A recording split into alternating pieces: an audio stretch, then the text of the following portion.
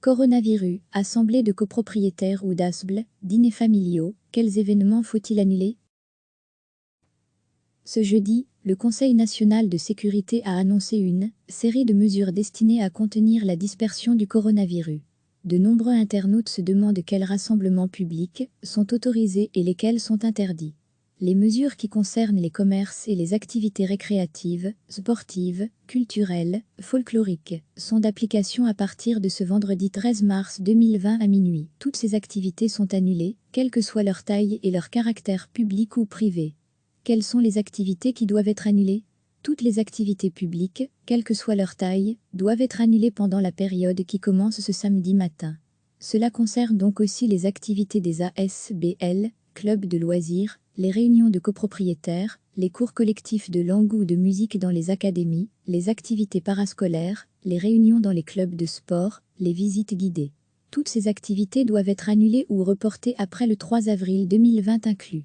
Degré à lire aussi toutes les infos sur le coronavirus. Certains citoyens veulent savoir s'ils doivent annuler des réunions qui concernent une dizaine de personnes, dans le cadre d'une formation par exemple.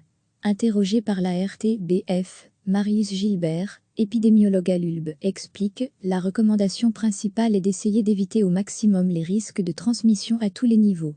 Si c'est possible, annuler ou reporter. Si ce n'est pas possible, il faut essayer d'utiliser la visioconférence afin de remplacer la rencontre physique. Dans un cadre professionnel, on peut essayer d'utiliser un local plus grand afin d'éloigner les personnes les unes des autres, afin de limiter les risques de contamination. Faut-il annuler les réunions familiales et autres dîners entre amis? Ce sont des réunions privées, a priori ces événements ne sont pas interdits. Néanmoins, Marius Gilbert répond « Il faut faire appel à la responsabilité individuelle. Si vous organisez un dîner chez vous avec 15 personnes, vous contribuez à un risque plus important de transmission. On ne peut pas dire le contraire. Il demande donc à chacun de participer à cet effort collectif qui vise à réduire la transmission du virus. De leur côté, les mouvements de jeunesse ont annoncé que toutes leurs activités étaient annulées. Cela concerne les scouts, les guides et la Fédération nationale des patros. L'événement Scoutopia qui devait se tenir le 21 mars au domaine de Chevetogne est annulé. Il en va de même pour l'opération Arc-en-Ciel de collecte de vivres non périssables, qui devait avoir lieu les 16 et 17 mars, annulée aussi. Recevez chaque matin l'essentiel de l'actualité. Ce jeudi, le Conseil national de sécurité a annoncé une série de mesures destinées à contenir la dispersion du coronavirus.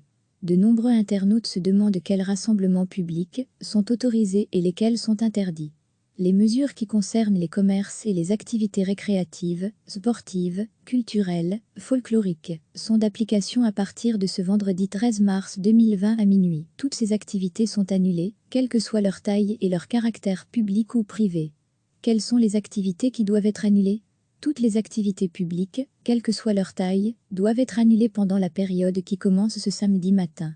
Cela concerne donc aussi les activités des ASBL, clubs de loisirs, les réunions de copropriétaires, les cours collectifs de langue ou de musique dans les académies, les activités parascolaires, les réunions dans les clubs de sport, les visites guidées. Toutes ces activités doivent être annulées ou reportées après le 3 avril 2020 inclus.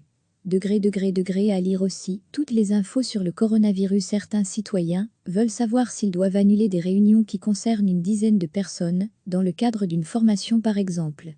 Interrogé par la RTBF, Marius Gilbert, épidémiologue à l'ULB, explique « La recommandation principale est d'essayer d'éviter au maximum les risques de transmission à tous les niveaux. Si c'est possible, annuler ou reporter. Si ce n'est pas possible, il faut essayer d'utiliser la visioconférence afin de remplacer la rencontre physique.